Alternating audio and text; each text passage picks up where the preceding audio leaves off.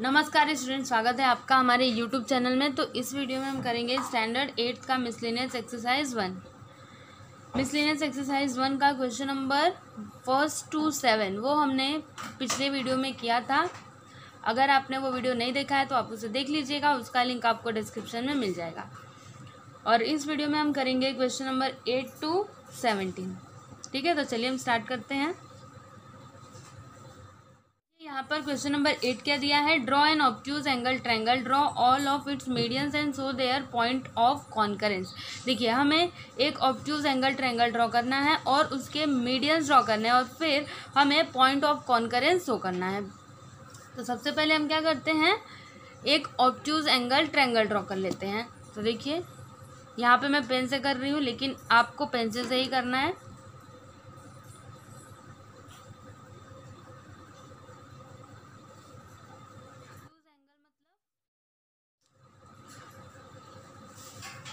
Obtuse angle मतलब 90 degree से ज़्यादा।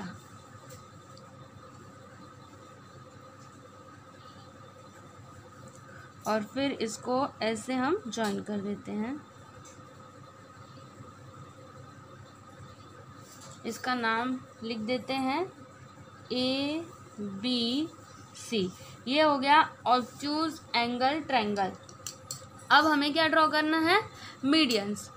तो चलिए हम ड्रॉ कर लेते हैं। देखिए, अब आपको कंपास लेना है और इसमें यहाँ पर AB पर मोर देन हाफ डिस्टेंस लेना है। देखिए, मोर देन हाफ कितना होगा, ये देखिए इतना होगा ना, मोर देन हाफ। और फिर आपको एक आर्क इस साइड लगाना है, एक आर्क इस साइड लगाना है। देखिए यहाँ पर फिर आपको A पे रखना है और एक आर्क इधर लगाना है और एक आर्क इधर लगाना है। देखिए, यहाँ पे हमें इंटरसेक्शन पॉइंट नहीं मिला है, इसलिए हमें क्या करना होगा, इसको एक्सटेंड करना होगा। तो देखिए, इसको हम एक्सटेंड कर देते हैं। ये देखिए, यहाँ पे हमें मिला ना इंटरसेक्शन पॉइंट, तो हम क्या करेंगे, इसको ऐसे जॉइन कर देंगे।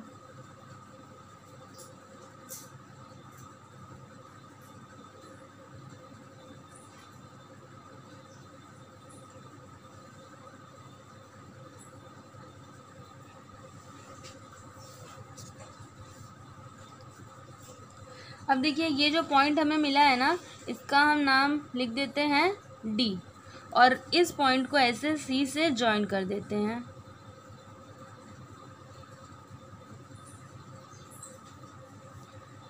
तो ये हो गया CD, जो कि एक मीडियन है। और AD इज इक्वल टू क्या है, BD। ये हो गया। अब आपको फिर से कंपास लेना है और फिर BC पर देखिए मोर देन हाफ डिस्टेंस लेना है। मोर देन हाफ मतलब देखिए इतना। फिर आपको C पर देखिए मोर देन हाफ डिस्टेंस लिया हमने। फिर आपको एक आर्क इस साइड लगाना है और एक आर्क इस साइड लगाना है। फिर B पर आप रखिए और एक आर्क इधर लगाइए और एक आर्क इधर लगाइए। और ये जो इंटरसेक्शन पॉइंट्स है ना, इनको ऐसे जॉइन कर दीजिए। देखिए ऐसे।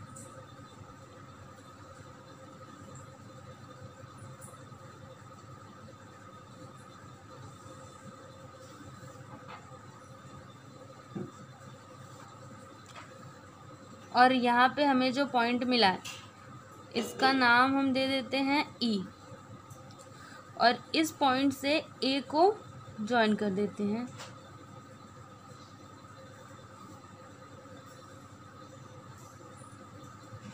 ये हो गया एक मीडियन। और B इज इक्वल टू क्या है, EC। फिर से आपको कंपास लेना है और साइड AC पर मोर देन हाफ डिस्टेंस लेना है। देखिए, मोर देन हाफ मतलब ये देखिए इतना, मोर देन हाफ। अब आपको एक आर्क इस साइड लगाना है और फिर एक आर्क इस साइड लगाना है। और फिर आपको A पर रखना है और एक आर्क इधर लगाना है और एक आर्क इधर लगाना है। देखिए, यहाँ पर हमें इंटरसेक्शन पॉइंट नहीं मिला, इसलिए हम इसको क्या करेंगे, थोड़ा एक्सटेंड कर देंगे। तो ये देखिए, यहाँ पे हमें मिला ना, तो ये दोनों को ऐसे हम जॉइन कर देंगे। ये देखिए,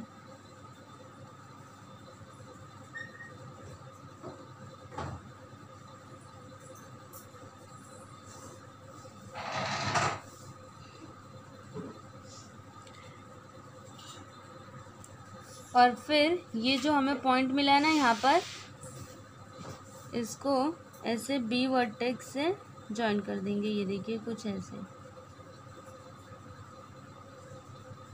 ये देखिए, इसको हम नाम दे देते हैं एफ। तो यहाँ पे देखिए हमने मीडियंस ड्रॉ कर लिए, कौन कौन से, ए ई डी सी और बी एफ। और हमें क्या शो करना था, पॉइंट ऑफ कॉन्करेंस। ये देखिए यहाँ पर पॉइंट ऑफ कॉन्करेंस कहाँ मिल रहा है हमें, देखिए पॉइंट ऑफ कॉन्करेंस वो पॉइंट होगा जहाँ पर तीनों मीडियंस इंटरसेक्ट कर रहे होंगे। तो देखिए कहाँ पर तीनों मीडियंस इंटरसेक्ट कर रहे हैं, ये देखिए ये ए ई मीडियन यहाँ से गया, फिर डी सी और फिर बी एफ। देखिए यहाँ पे ये तीनों मीडियंस इंटरसेक्ट कर रहे हैं, ये देखिए आपको दिख रहा होगा, ये देखिए, है ना। तो ये हो गया पॉइंट ऑफ कॉन्करेंस, जिसे हम इंडिकेट करते हैं जी से। तो यहाँ पर आप लिख दीजिए जी, और यहाँ पर एरो बनाकर लिख दीजिए पॉइंट ऑफ कॉन्करेंस।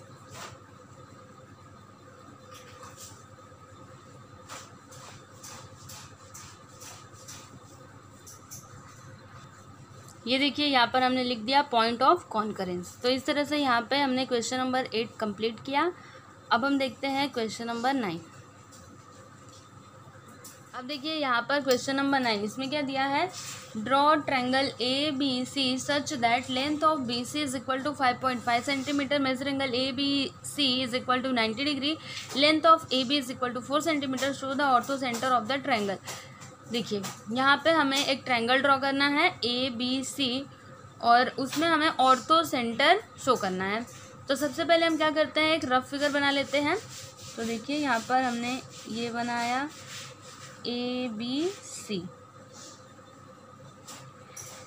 जिसमें लेंथ ऑफ बी सी कितना है 5.5 सेंटीमीटर, और एंगल बी है 90 डिग्री का, लेंथ ऑफ ए बी कितना है 4 सेंटीमीटर। देखिए ये हो गया रफ फिगर। अब हम यहाँ पे ये ड्रॉ कर लेते हैं। देखिए बेस कितना है 5.5 सेंटीमीटर का, तो हम यहाँ पर 5.5 सेंटीमीटर का एक बेस ड्रॉ करेंगे।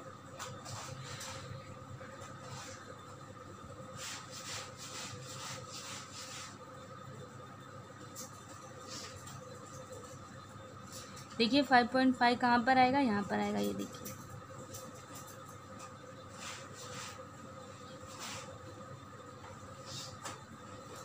ये देखिए ये हो गया बी सी, जो कि है 5.5 सेंटीमीटर का। अब यहाँ पर एंगल बी है 90 डिग्री का। तो अब हम प्रोटेक्टर लेते हैं और फिर यहाँ पर 90 डिग्री का एंगल बनाते हैं। देखिए ये जो प्रोटेक्टर का सेंटर है ना, उसे आपको पॉइंट बी पे रखना है ऐसे।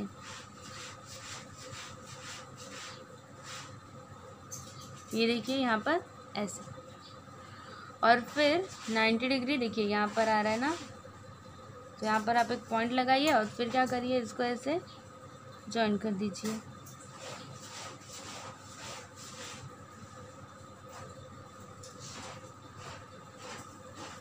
ये हो गया। फिर देखिए यहाँ पर ए बी कितने सेंटीमीटर का है, 4 सेंटीमीटर का है ना। तो अब आपको कंपास लेना है और इसमें रूलर की हेल्प से 4 सेंटीमीटर का डिस्टेंस लेना है।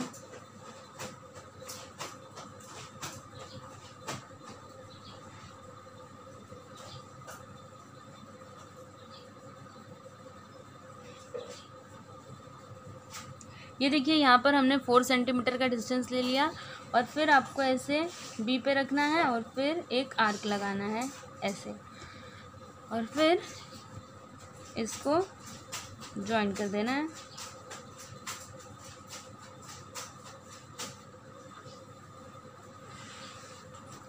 ये हो गया ए। ये कितने सेंटीमीटर का है, 4 सेंटीमीटर का। तो आप यहाँ पर लिख दीजिए 4 सेंटीमीटर। और यहाँ पर एंगल बी है 90 डिग्री का। अब देखिए इस ट्रायंगल का हमें क्या शो करना है, ऑर्थो सेंटर। तो ऑर्थो सेंटर को शो करने के लिए हमें सबसे पहले इस ट्रायंगल का एल्टीट्यूड बनाना होगा। ठीक है, तो देखिए हम एल्टीट्यूड बनाने के लिए सेट स्क्वायर का यूज़ करेंगे। तो देखिए इसको कैसे रखना है, ये देखिए कुछ ऐसे, ये देखिए, आपको ना ऐसे रखना है, ये ऐसे आना चाहिए। और फिर ये देखिए, इसको आप ऐसे जॉइन कर दीजिए।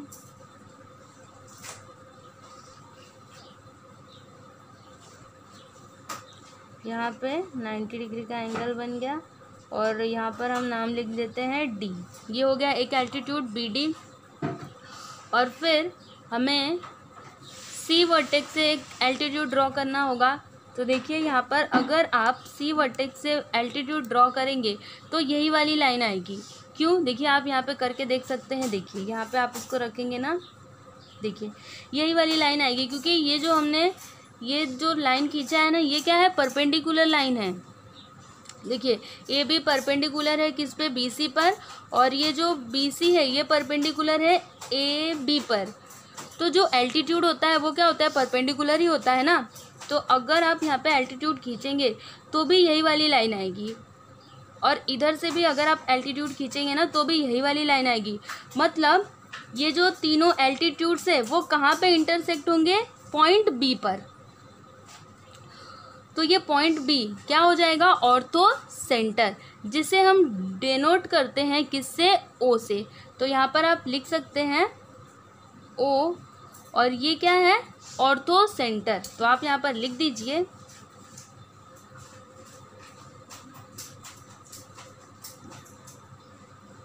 Ortho centre.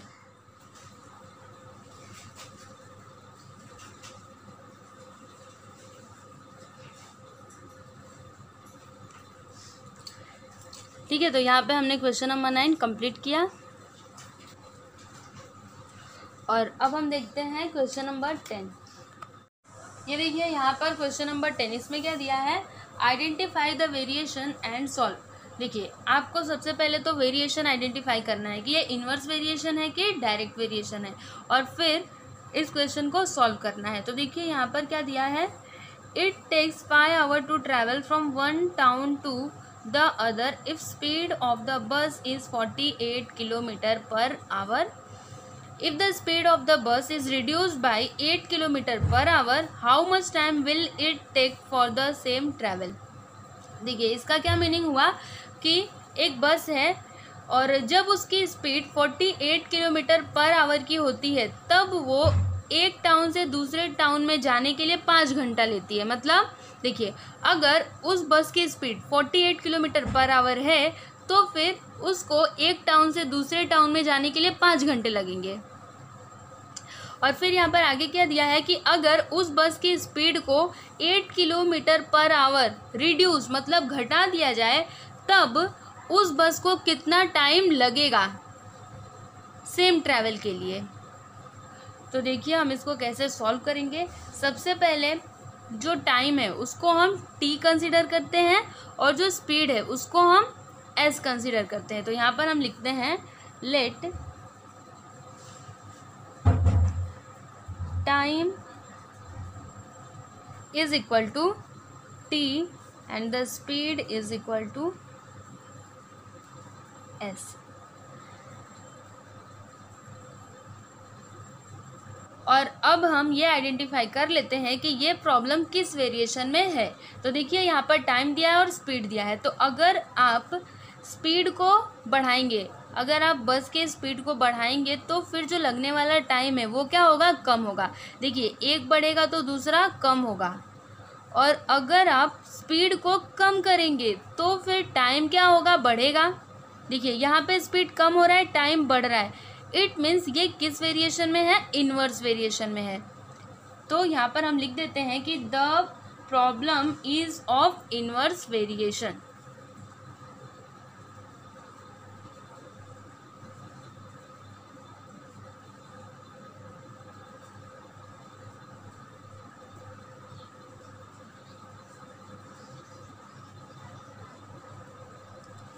देयरफॉर यहाँ पे क्या हो जाएगा, देखिए t varies inversely as s। तो अब हम क्या करेंगे, यहाँ पे इक्वल लगाएंगे तो यहाँ पर क्या हो जाएगा, k upon s where k is constant.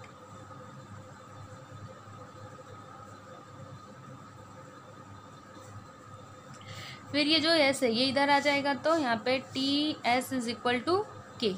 और अब हम क्या करेंगे, ये देखिए यहाँ पर ये जो टी और एस का वैल्यू दिया है ना, देखिए जैसे टी का वैल्यू क्या है 5 और एस का वैल्यू है 48, तो इसको हम इस इक्वेशन में रखेंगे जिससे कि के का वैल्यू आ जाएगा। तो यहाँ पर हम लिख देते हैं T is equal to 5 and S is equal to 48। ये क्या है, गिवन है। अब हम ये दोनों वैल्यूज़ को इसमें पुट कर देते हैं, तो यहाँ पर क्या हो जाएगा 5 इंटू 48 इज इक्वल टू के। अब आप मल्टीप्लाई कर दीजिए, 5 8 ज़ा 40, फिर 5 4 ज़ा 20, 24। तो यहाँ पर के का वैल्यू आया 240। यहाँ पर हम लिख देते हैं कांस्टेंट ऑफ वेरिएशन।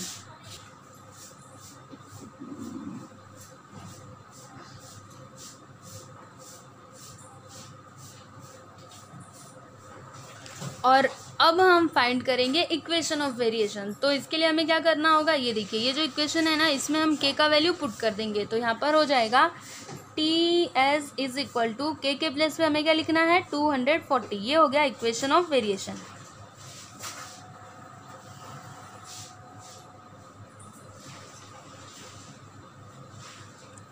अब देखिए यहाँ पर क्वेश्चन में क्या दिया था कि अगर स्पीड को 8 किलोमीटर पर आवर रिड्यूस मतलब कम किया जाए, तब जो लगने वाला टाइम है वो कितना होगा।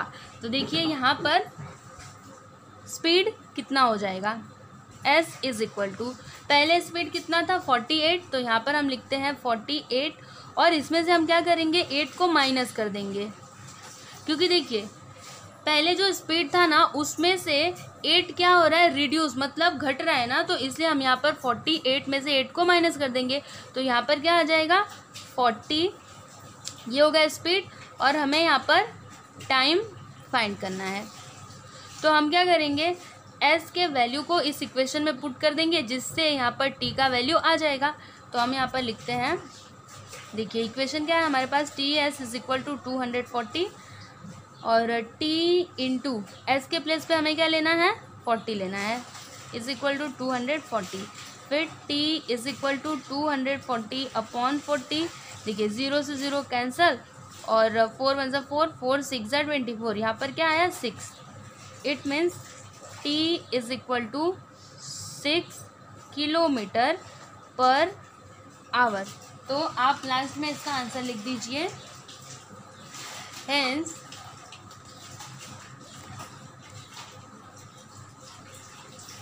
the bus would take 6 hours to travel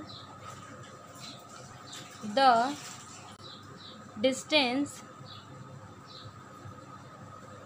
if its speed is reduced by 8 kilometre per hour. तो देखिए यहाँ पर हमने क्या लिखा, hence the bus would take 6 hours to travel the distance if its speed is reduce by 8 kilometre per hour. मतलब अगर उस बस की स्पीड को 8 किलोमीटर पर आवर रिड्यूस किया जाए तो फिर उसको सेम डिस्टेंस को कवर करने में कितना टाइम लगेगा 6 आवर्स। ठीक है, तो यहाँ पे हमने क्वेश्चन नंबर 10 कंप्लीट किया। ये देखिए पूरा सॉल्यूशन इसका।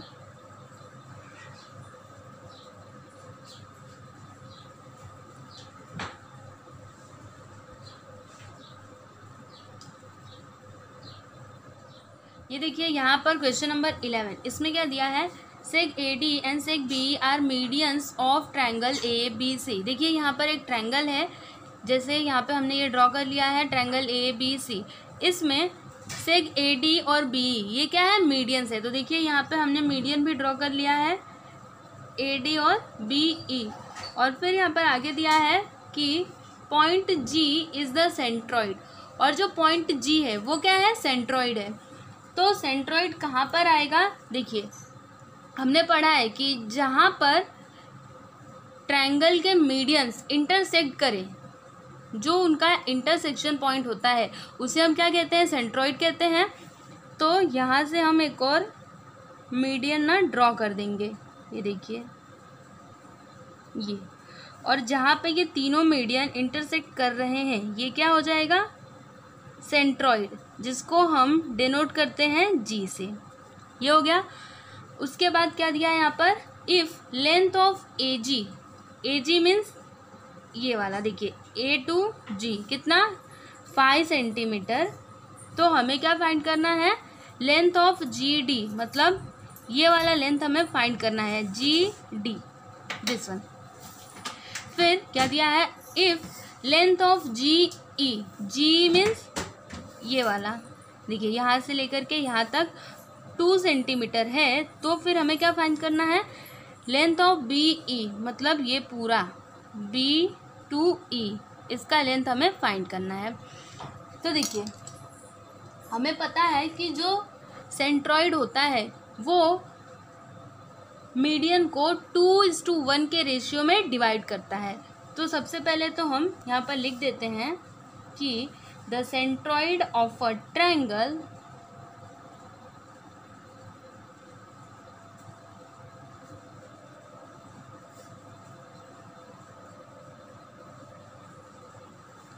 divides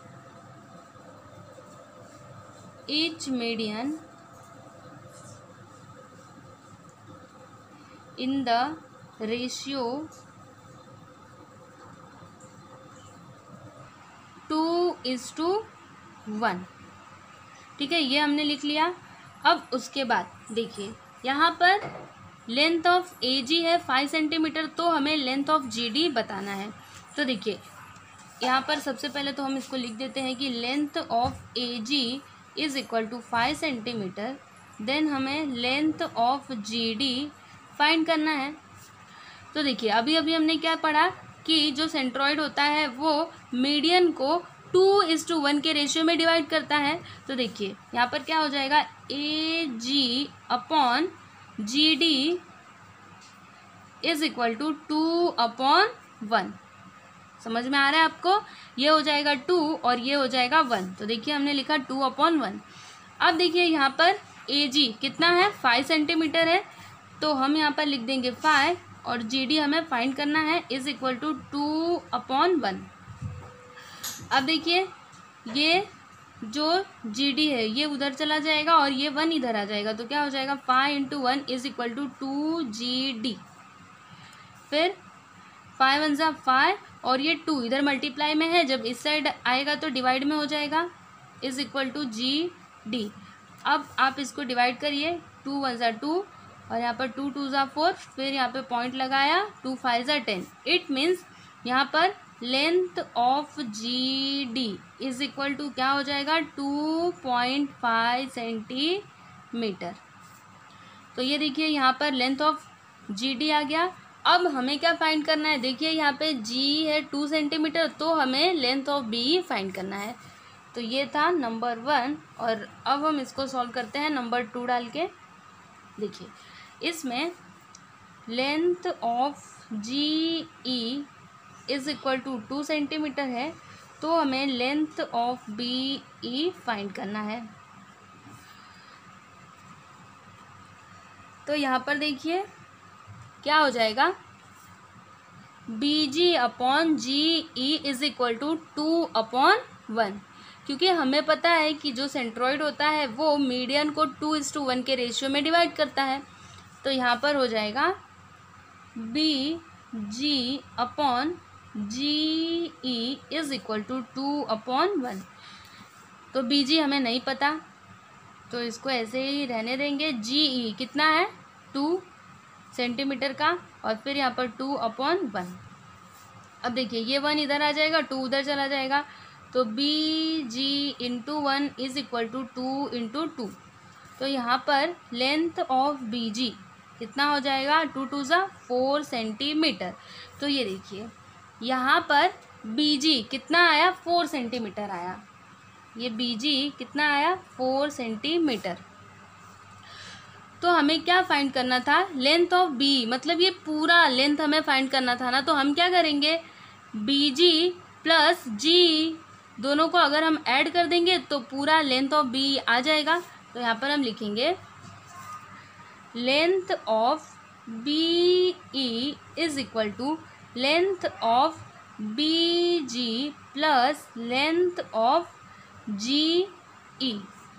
तो लेंथ ऑफ बी जी कितना हमने फाइंड किया, 4 सेंटीमीटर, प्लस लेंथ ऑफ जी कितना है, 2 सेंटीमीटर। अब इन दोनों को ऐड कर देंगे तो 4 + 2 इज इक्वल टू 6 सेंटीमीटर। मतलब यहाँ पे लेंथ ऑफ बी ई कितना आया, 6 सेंटीमीटर।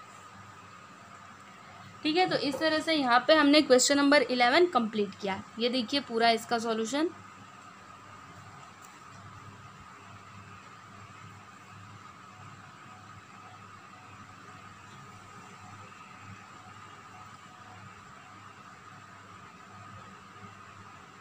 ये देखिए यहाँ पर क्वेश्चन नंबर 12, इसमें क्या दिया है, convert the following rational numbers into decimal form. देखिए यहाँ पे ये जो रेशनल नंबर्स हैं ना, इन्हें हमें डेसिमल फॉर्म में कन्वर्ट करना है। तो देखिए यहाँ पर फर्स्ट वन है 8/13। तो ये देखिए 13 हो जाएगा डिवाइज़र और 8 हो जाएगा डिविडेंड। अब देखिए यहाँ पर 8 13 से छोटा है, तो हमें क्या करना होगा, यहाँ पर 0 लगाना होगा। लेकिन हम यहाँ पर 0 कब लगाएंगे, जब हम यहाँ पर पॉइंट लगाएंगे तब। अब 13 6 क्या होता है, 78। तो यहाँ पर हम लिखते हैं 6 और यहाँ पर लिखते हैं 78। माइनस करेंगे तो क्या आएगा बताइए, 10 - 8 2 7 - 7 0।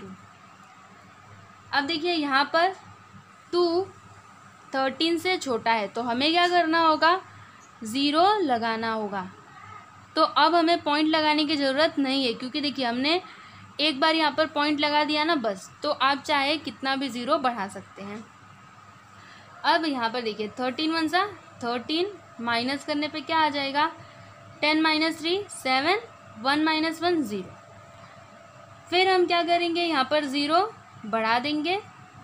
अब 13 5 क्या होता है, 65। तो यहाँ पर आप लिखिए 5 और यहाँ पर लिखिए 65। माइनस करेंगे तो 10 - 5 = 5, 6 - 6 = 0। अब फिर से हम यहाँ पर 0 बढ़ा देंगे। अब 13 4 क्या हो जाएगा, 52 ज़्यादा हो जाएगा, इसलिए हम 13 3 करेंगे 39 और माइनस करेंगे तो 10 - 9 = 1 एंड 4 - 3 = 1। कितना आया, 11। तो देखिए 11 13 से छोटा ही है, तो हम क्या करेंगे, फिर से यहाँ पर 0 बढ़ा देंगे। अब ये कितने टाइम में जाएगा, 13 8 क्या होता है, 104। तो यहाँ पर हम लिखते हैं 8 और यहाँ पर 104। माइनस करेंगे तो क्या आ जाएगा, यहाँ पर 6 और यहाँ पर 0, यहाँ पर 0। और फिर हम क्या करेंगे, यहाँ पर 0 बढ़ा देंगे। अब ये कितने टाइम में जाएगा, 13 4 क्या होता है, 52। तो यहाँ पर हम लिखेंगे 52। माइनस करेंगे तो क्या आएगा, 10 - 2 = 8, 5 - 5 = 0। तो देखिए यहाँ पर क्या आया, 8। और स्टार्टिंग में क्या था, 8 था, बाद में हमने 0 लगाया था, है ना। देखिए यहाँ पर 8 था, यहाँ पर भी क्या आया, 8 आया। अगर आप फिर से यहाँ पर 0 बढ़ाकर इसको सॉल्व करेंगे तो फिर यही नंबर्स दोबारा से रिपीट होने वाले हैं, है ना। तो हम क्या करेंगे, ये जो नंबर्स है ना, इनके ऊपर हम ऐसे बार लगा देंगे। बार का मतलब क्या हुआ कि यही नंबर्स फिर दोबारा से रिपीट होने वाले हैं। ठीक है, तो 8/13 का डेसिमल फॉर्म क्या हो जाएगा, आप यहाँ पर लिख दीजिए 0.61538 और यहाँ पर लगा दीजिए बार। अब यहाँ पर सेकेंड वन है 11/7। तो इसको हम डिवाइड कर देते हैं। देखिए 7 हो जाएगा डिवाइज़र और 11 हो जाएगा डिविडेंड। तो यहाँ पर देखिए 7 वन ज़ा 7, माइनस करेंगे तो क्या आ जाएगा यहाँ पर 11 माइनस 7 इज इक्वल टू 4। फिर देखिए यहाँ पर 4 7 से छोटा है तो हमें क्या करना होगा, यहाँ पर 0 लगाना होगा। इसके लिए हम यहाँ पर पॉइंट लगाएंगे और यहाँ पर 0। अब 7 5 सा क्या होता है 35, माइनस करिए क्या आएगा 10 minus 5 is equal to 5, 3 minus 3 is equal to 0। फिर से हम क्या करेंगे, यहाँ पर 0 बढ़ा देंगे।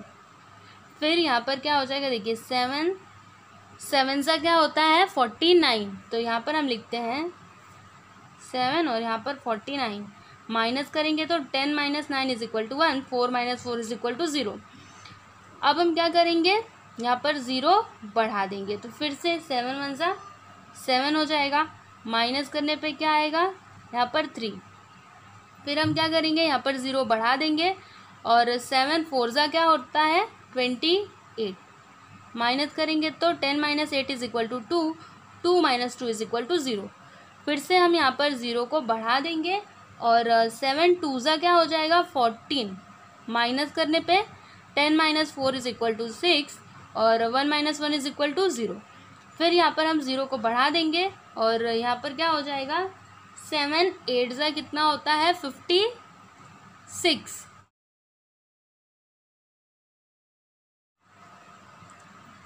माइनस करेंगे तो 10 minus 6 is equal to 4, 5 minus 5 is equal to 0। तो देखिए यहाँ पर क्या आया 4 आया और यहाँ पर भी कितना आया था 4 आया था, है ना। देखिए यहाँ पर कितना आया था 4 आया था और यहाँ पर कितना आया 4 आया। मतलब अगर आप यहाँ पे 0 बढ़ा के फिर से इसको सॉल्व करेंगे तो यही नंबर दोबारा से रिपीट होने वाले हैं। तो हम क्या करेंगे, यहाँ पर बार लगा देंगे। इसका मतलब क्या हुआ कि फिर से यही नंबर्स रिपीट होंगे। तो यहाँ पर हम लिख देते हैं 11/7 का डेसिमल फॉर्म 1.571428 और यहाँ पर बार। फिर उसके बाद यहाँ पर थर्ड वन है 5/16। तो चलिए हम इसको डिवाइड कर लेते हैं। 5 हो जाएगा डिविडेंड और 16 हो जाएगा डिवाइज़र। अब हम क्या करेंगे, पॉइंट लगाएंगे और यहाँ पर 0 को बढ़ा देंगे। तो 16 3 सा क्या होता है 48, माइनस करेंगे तो यहाँ पर क्या आ जाएगा 2 और यहाँ पर 0। फिर पॉइंट लगाइए, हम यहाँ पर 0 को बढ़ा देंगे। 16 1 सा 16, माइनस करने पे क्या आएगा 10 minus 6 is equal to 4 and 1 minus 1 is equal to 0। फिर पॉइंट लगा है, हम यहाँ पर 0 बढ़ा देंगे। अब 16 2 सा क्या होता है 32, तो यहाँ पर हम लिखेंगे 32, माइनस करने पे 8 आ जाएगा और यहाँ पर 0। फिर यहाँ पर हम 0 को बढ़ा देंगे और 16 5 सा क्या होता है 80 होता है, माइनस करने पे 0 0। तो देखिए यहाँ पर क्या आया 0.3125, तो यहाँ पर हम लिख देते हैं 0.3125। और फिर यहाँ पर फोर्थ वन है 7/9। तो 7 हो जाएगा डिविडेंड और 9 डिवाइज़र। तो हम यहाँ पर पॉइंट लगाएंगे और यहाँ पर 0 को बढ़ा देंगे। अब 9 7 सा क्या होता है 63, तो यहाँ पर हम लिखेंगे 63, माइनस करेंगे तो क्या आ जाएगा यहाँ पर 10 माइनस 3 इज इक्वल टू 7 और 6 माइनस 6 इज इक्वल टू 0। फिर पॉइंट लगा है, हम यहाँ पर 0 बढ़ा देंगे।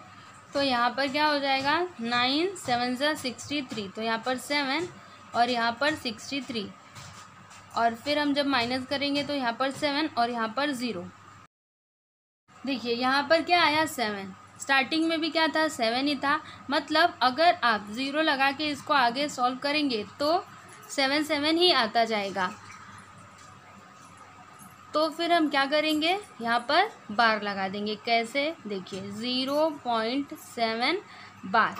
देखिए यहाँ पर हम ये वाला बार लगाएंगे, क्यों? क्योंकि देखिए यहाँ पर एक ही नंबर बार बार रिपीट हो रहा है ना, और जब एक ही नंबर बार बार रिपीट होता है तब हम ये वाला बार लगाते हैं, ये पॉइंट वाला, ठीक है। क्योंकि देखिए ये आगे आप करते जाएंगे तो 7 7 7 ऐसे करके आता जाएगा, तो यहाँ पर देखिए एक ही नंबर बार बार रिपीट हो रहा है ना, इसलिए हम यहाँ पर ऐसे वाला बार लगा देंगे, ठीक है। तो यहाँ पे हमने क्वेश्चन नंबर 12 कंप्लीट किया।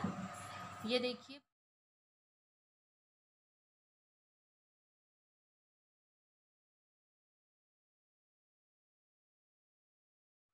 अब देखिए यहाँ पर क्वेश्चन नंबर 13, यहाँ पर क्या दिया है? फैक्टराइज। यहाँ पर 3 क्वेश्चंस दिए हैं जिन्हें हमें फैक्टराइज करना है। तो इसमें फर्स्ट वन है 2y² - 11y + 5। तो यहाँ पर हम उसको फैक्टराइज करते हैं। क्या दिया है? 2y² - 11y + 5। तो यहाँ पर देखिए क्या है? 2 और यहाँ पर है 5। तो यहाँ पर हम लिखते हैं 2 × 5। 5 2 से क्या होता है? 10। अब देखिए यहाँ पर हमें इस 10 का ऐसा फैक्टर करना है जो कि जब हम मल्टीप्लाई करें तो 10 आए, और प्लस या माइनस करें तो -11 आए। तो फिर ऐसा फैक्टर कौन सा होगा? 10 और 1, क्योंकि देखिए 10 1 सा 10 और यहाँ पे माइनस माइनस, तो इसको अगर हम सॉल्व करें तो क्या आएगा? -11 आएगा। तो यहाँ पर हम लिख देते हैं 2y² - 10y - y + 5। अब देखिए इसमें हम क्या कॉमन ले सकते हैं? 2y को, फिर ब्रैकेट में क्या बचेगा? y और -2 5 = 10। फिर यहाँ पर हम क्या कॉमन ले सकते हैं? -1 को, फिर ब्रैकेट में क्या बचेगा? y और माइनस प्लस माइनस, तो यहाँ पर माइनस हो जाएगा, और यहाँ पर 5। देखिए y - 5 और यहाँ पर भी y - 5, तो इसको हम कॉमन ले लेंगे और फिर इस ब्रैकेट में आ जाएगा 2y - 1, ठीक है। तो इसको हमने फैक्टराइज कर दिया। उसके बाद हम सेकेंड वन देखते हैं। यहाँ पर सेकेंड वन है x² - 2x - 80। इसे हमें क्या करना है? फैक्टराइज करना है। x² - 2x - 80। देखिए यहाँ पर क्या है? 80 है ना, तो 80 का हमें ऐसा फैक्टर चाहिए जब हम मल्टीप्लाई करें तो 80 आए, और प्लस या माइनस करें तो -2 आए। तो फिर क्या हो जाएगा यहाँ पर? 10 और 8, क्योंकि देखिए 10 8 का क्या होता है? 80 होता है, और अगर हम 10 - 8 करेंगे तो क्या आएगा? 2 आएगा। लेकिन यहाँ पर क्या आ जाएगा? माइनस का साइन, और यहाँ पर प्लस, और फिर x² - 10x + 8x - 80। देखिए इसमें हम क्या कॉमन ले सकते हैं? x को कॉमन ले सकते हैं, तो यहाँ पर x हम लिख देंगे, फिर ब्रैकेट में आ जाएगा x - 10। फिर यहाँ पर हम क्या कॉमन ले लेंगे? +8 को, ब्रैकेट में आ जाएगा x, और यहाँ पर 8 1 सा 8 और 0 है तो 0, मतलब 8 10 सा क्या होता है? 80 होता है ना। देखिए यहाँ पर x - 10, यहाँ पर भी x - 10, तो इसको हम यहाँ पर लिख देंगे, और फिर दूसरे ब्रैकेट में लिखेंगे x + 8। तो ये देखिए सेकेंड वन भी हमने कंप्लीट किया। अब यहाँ पर थर्ड वन है 3x² - 4x + 1। तो यहाँ पर देखिए क्या है? 3 × 1 क्या आया? 3। अब हमें इस 3 का ऐसा फैक्टर करना है कि जब हम मल्टीप्लाई करें तो 3 आए, और प्लस या माइनस करें तो -4 आए। तो यहाँ पर क्या हो जाएगा? 3 और 1 दोनों भी हो जाएंगे माइनस में, क्योंकि देखिए 3 1 सा 3 और -3 -1 दोनों मिला के -4 हो जाएंगे। तो यहाँ पर हम लिख देते हैं 3x² - 4x + 1। यहाँ पर 3x² - 3x - x + 1। अब देखिए इसमें हम क्या कॉमन ले लेंगे? 3x को कॉमन ले लेंगे, तो फिर ब्रैकेट में क्या बचेगा? x - 1, और यहाँ पर हम ले लेंगे -1 को कॉमन, फिर ब्रैकेट में क्या बचेगा? x - 1, क्योंकि देखिए माइनस माइनस मिला के प्लस, तो यहाँ पर एक्स किस में आया, प्लस में आया, और यहाँ पर माइनस प्लस माइनस, तो 1 किस में आया, माइनस में आया। ये देखिए x minus one, x minus one, तो इसको हम यहाँ पर लिख देते हैं, और दूसरे ब्रैकेट में हो जाएगा 3x माइनस वन, तो यहाँ पर 3x माइनस वन। तो यहाँ पर हमने क्वेश्चन नंबर 13 कंप्लीट किया। ये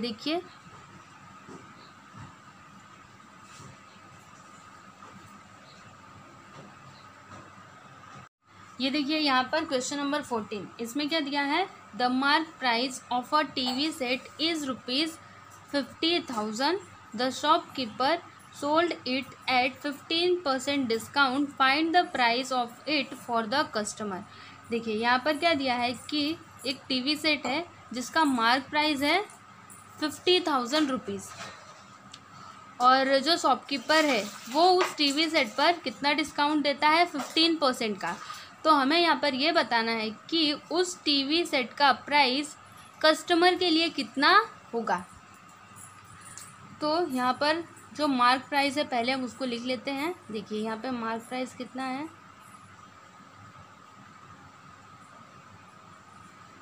इज इक्वल टू ₹50,000, और रेट ऑफ डिस्काउंट कितना है,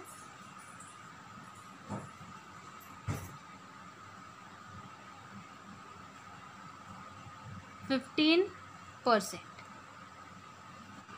और अब हम यहाँ पर डिस्काउंट फाइंड करेंगे इन रुपीज़। तो देखिए हम यहाँ पर लिखते हैं discount in rupees is equal to क्या हो जाएगा, 15% ऑफ मार्क प्राइस। तो यहाँ पर 15/100 इंटू मार्क प्राइस कितना है, 50,000, तो यहाँ पर हम लिखेंगे 50,000। देखिए 0 से 0 कैंसिल, 0 से 0 कैंसिल, और यहाँ पर 0 0, 15 फाइजा क्या होता है, 75। तो यहाँ पर कितना आया, ₹7,500, मतलब डिस्काउंट कितने का है, 7,500 का है। तो हम क्या करेंगे, देखिए यहाँ पर हम लिखेंगे selling price is equal to mark price minus discount in rupees. देखिए सेलिंग प्राइस कब आएगा, जब हम मार्क प्राइस में से डिस्काउंट को माइनस करेंगे। तो मार्क प्राइस कितना है, 50,000, माइनस डिस्काउंट कितना आया, 7,500, माइनस कर दीजिए, कितना आ जाएगा, यहाँ पर 5, यहाँ पर 2, यहाँ पर 4, कितना आया, ₹42,500। मतलब कस्टमर के लिए उस टीवी सेट का प्राइस कितना होगा, 42,500। तो यहाँ पर हम लिख देंगे therefore the price of the TV set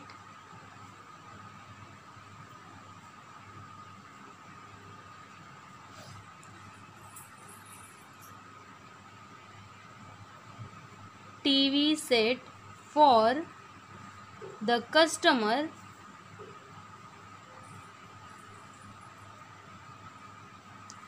is ₹42,500। ठीक है, तो यहाँ पे हमने क्वेश्चन नंबर 14 कंप्लीट किया, और अब हम देखते हैं क्वेश्चन नंबर 15। ये देखिए यहाँ पर क्वेश्चन नंबर 15 क्या दिया है, Raja Bhau sold his flat to Vasant Rao for ₹88 lakh through an agent, the agent charge 2% commission for both of them, find how much commission the agent got. देखिए यहाँ पर क्या दिया है कि राजा भाऊ ने फ्लैट बेचा, किसको, वसंत राव को, कितने में बेचा, ₹88 लाख में, थ्रू एन एजेंट, मतलब एक एजेंट के थ्रू उन्होंने उस फ्लैट को बेचा, और उस एजेंट ने दोनों से 2% का कमीशन लिया। मतलब राजा भाऊ से 2% का कमीशन लिया और वसंत राव से भी 2% का कमीशन लिया। तो हमें यहाँ पर क्या बताना है कि how much commission the agent got, मतलब टोटल कमीशन एजेंट को कितना मिला। ठीक है, तो हम यहाँ पर लिखेंगे सबसे पहले सेलिंग प्राइस।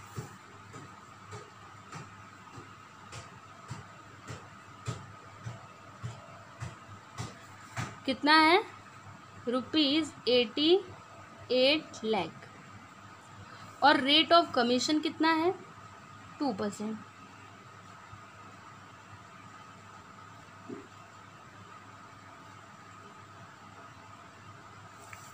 तो हम यहाँ पर कमीशन फाइंड कर लेते हैं इन रुपीज़। तो कितना होगा, 2% ऑफ सेलिंग प्राइस। तो देखिए 2/100 इंटू सेलिंग प्राइस कितना है, 88 लाख है। तो देखिए 0 से 0 कैंसिल, यहाँ पर 0 से 0 कैंसिल, और फिर यहाँ पर हम मल्टीप्लाई कर देते हैं तो क्या हो जाएगा, 0 0 0, 2 8 ज़ा 16, फिर यहाँ पर कैरी आ जाएगा 1, 2 8 ज़ा 16 प्लस 1 17, कितना हो जाएगा यहाँ पर, 1,76,000 रुपीज़। तो ये हो गया कमीशन।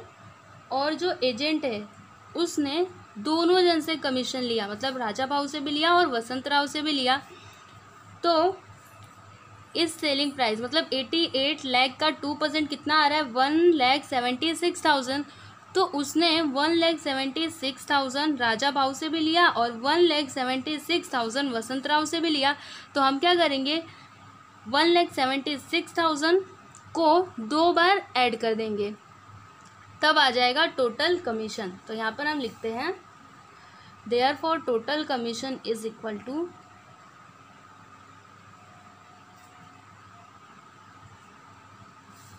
क्या आएगा यहाँ पर, commission from Raja Bhau plus commission from Vasant Rao.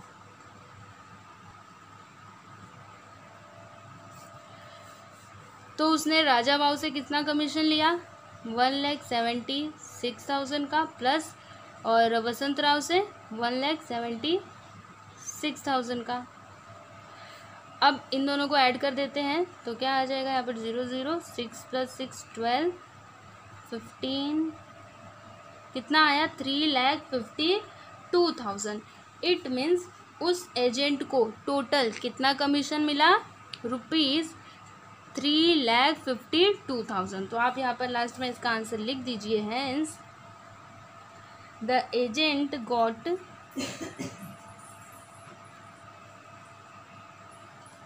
a commission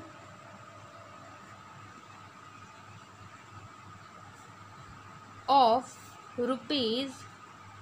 ₹3,52,000।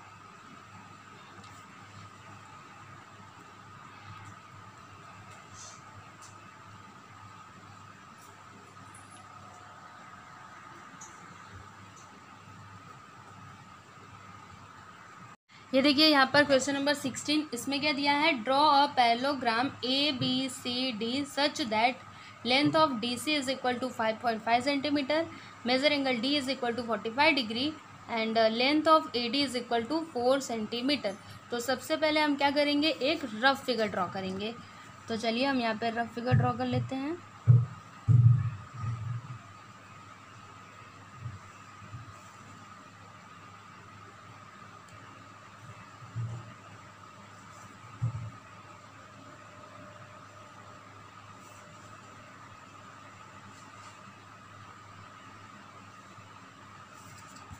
क्या नाम है इसका, ABCD।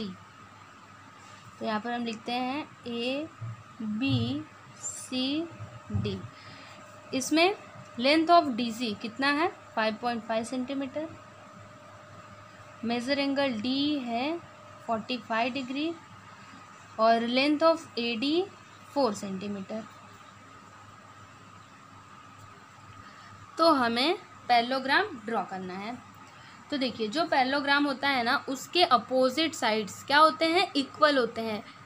तो अगर DC 5.5 सेंटीमीटर का है तो फिर AB कितने सेंटीमीटर का होगा, 5.5 सेंटीमीटर का होगा। फिर यहाँ पर अगर AD 4 सेंटीमीटर का है तो फिर BC कितना होगा, 4 सेंटीमीटर का होगा। और अब हम चलिए यहाँ पे पैरेललोग्राम ड्रॉ कर लेते हैं। देखिए सबसे पहले हम 5.5 सेंटीमीटर का यहाँ पे डीसी ड्रॉ करेंगे। देखिए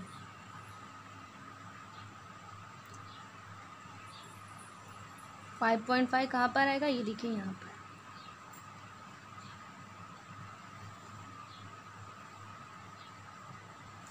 ये हो गया डी सी, कितने सेंटीमीटर का है, 5.5 सेंटीमीटर का है।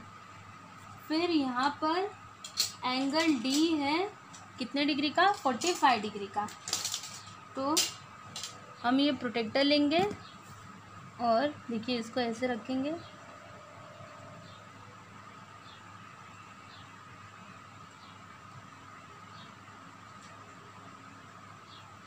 देखिए 45 डिग्री कहाँ पर आ रहा है, 10, 20, 30, 40, यहाँ पर आ रहा है 45। तो ऐसे हम इसको जॉइन कर देंगे।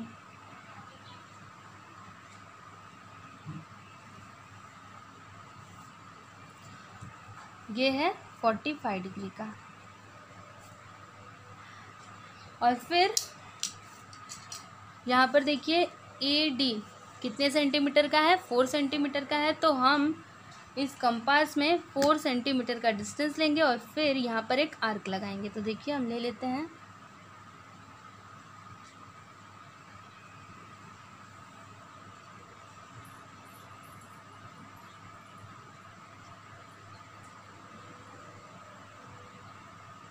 ये देखिए यहाँ पर हमने 4 सेंटीमीटर का डिस्टेंस ले लिया। और फिर हम क्या करेंगे, इसको डी पे रखेंगे और ऐसे एक आर्क लगा देंगे। उसके बाद देखिए यहाँ पर ए बी कितने सेंटीमीटर का है, 5.5 सेंटीमीटर का है। तो हम क्या करेंगे, इस कंपास में 5.5 सेंटीमीटर का डिस्टेंस लेंगे और फिर यहाँ पर एक आर्क लगाएंगे। वो कैसे, देखिए 5.5 सेंटीमीटर मतलब इतना ही डिस्टेंस ले लेते हैं, क्योंकि ये कितना है, 5.5 सेंटीमीटर का ही है। तो देखिए हमने 5.5 सेंटीमीटर का डिस्टेंस लिया और फिर इसको ना इस पे रखेंगे और एक आर्क यहाँ पर हम लगा देंगे। फिर अब देखिए यहाँ पर ये BC कितने सेंटीमीटर का है, 4 सेंटीमीटर का है। तो हम क्या करेंगे, इस कंपास में 4 सेंटीमीटर का डिस्टेंस लेंगे। ये देखिए रूलर की हेल्प से,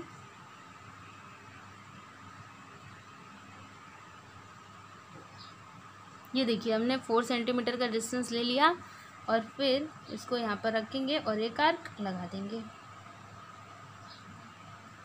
ये देखिए, और फिर इसको हम ऐसे जॉइन कर देंगे।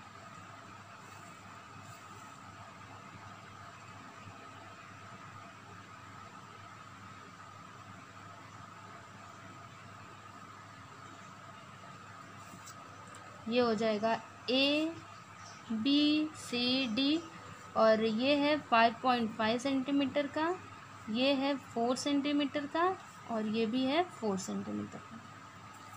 ठीक है, तो देखिए यहाँ पे हमने ये पैरेललोग्राम ड्रॉ कर लिया। ये देखिए यहाँ पर क्वेश्चन नंबर 17, इसमें क्या दिया है, in the figure line L parallel to line M. ये देखिए लाइन एल पैरेलल है लाइन एम के and line P parallel to line Q. Find the measures of angle A, angle B, angle C और angle D. समझ में आया आपको? देखिए यहाँ पे लाइन एल पैरेलल है लाइन एम के और लाइन पी पैरेलल है लाइन क्यू के। तो हमें क्या फाइंड करना है, एंगल ए बी सी और एंगल डी का मेज़र। तो देखिए यहाँ पर हम पहले लिखते हैं नंबर 1 डाल के, line L parallel to line M. देखिए अगर लाइन एल पैरेलल है लाइन एम के तो फिर angle A is equal to क्या होगा, 78 डिग्री होगा। क्यों, करस्पॉन्डिंग एंगल्स, और जो करस्पॉन्डिंग एंगल्स होते हैं वो क्या होते हैं, कॉन्ग्रुएंट होते हैं, इट मीन्स इक्वल होते हैं। तो यहाँ पर हम लिखेंगे angle A is equal to 78 degree. इसका रीज़न यहाँ पर लिख देंगे, करस्पॉन्डिंग एंगल्स।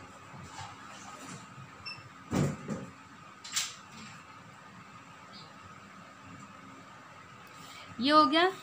अब देखिए यहाँ पर लाइन P पैरेलल है किसके, लाइन Q के। तो एंगल A और एंगल D ये दोनों करस्पॉन्डिंग एंगल्स हैं। तो अगर एंगल A 78 डिग्री का है तो फिर एंगल D कितने डिग्री का होगा, 78 डिग्री का ही होगा।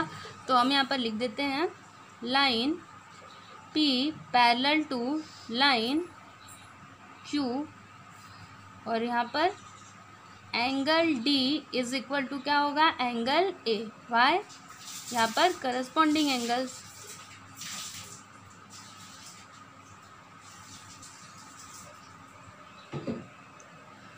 तो देखिए angle D is equal to angle A कितना है, 78 डिग्री का। तो यहाँ पर हम लिख देंगे 78 डिग्री। तो देखिए यहाँ पर हमने एंगल D फाइंड कर लिया। अब ये देखिए ये जो एंगल B है वो एंगल D के इक्वल में होगा। क्यों, क्योंकि देखिए ये दोनों क्या है, वर्टिकली अपोजिट एंगल्स हैं। और जो वर्टिकली अपोजिट एंगल्स होते हैं वो क्या होते हैं, इक्वल होते हैं। तो हम यहाँ पर लिखेंगे angle B is equal to angle D। इसका रीज़न यहाँ पर लिख देंगे vertically opposite angle.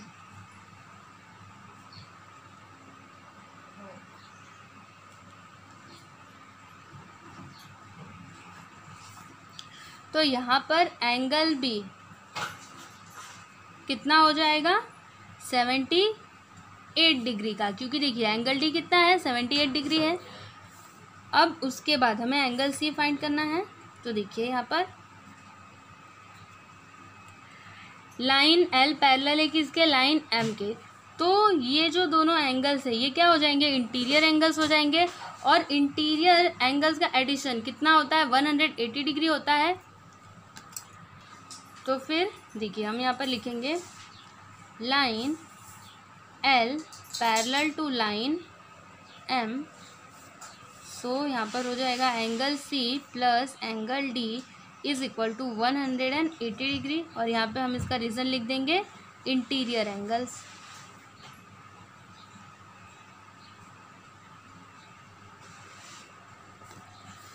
Angle C हमें नहीं पता, लेकिन एंगल D कितना डिग्री का है, 78 डिग्री का। तो यहाँ पर हम लिख देते हैं 78 degree is equal to 180 degree. और फिर यहाँ पर angle C is equal to क्या हो जाएगा, 180 डिग्री माइनस 78 डिग्री। माइनस करिए क्या आएगा, 10 minus 8 is equal to 2, 7 minus 7 is equal to 0। और यहाँ पर 1 कितना आया, 102 डिग्री। यहाँ पर एंगल C आ गया 102 डिग्री का। तो आप यहाँ पे लास्ट में इसका आंसर लिख दीजिए। Angle A is equal to कितना आया, 78 degree. Angle B is equal to 78 degree. और angle C 102 degree. And angle D is equal to कितना आया, एंगल D 78 डिग्री। तो यहाँ पर आप लिख दीजिए 78 डिग्री। तो ये देखिए यहाँ पर हमने क्वेश्चन नंबर 17 कंप्लीट किया। तो यहाँ पर मिसलिनियस एक्सरसाइज 1 कंप्लीट होता है। और अगर आपको इसकी PDF फाइल चाहिए तो आप डिस्क्रिप्शन में दिए गए लिंक पर क्लिक करें। आपको ये वीडियो कैसा लगा प्लीज़ हमें कमेंट करके ज़रूर बताएं। और अगर आपको ये वीडियो अच्छा लगा तो आप हमारे वीडियो को लाइक कर दीजिए, शेयर कीजिए।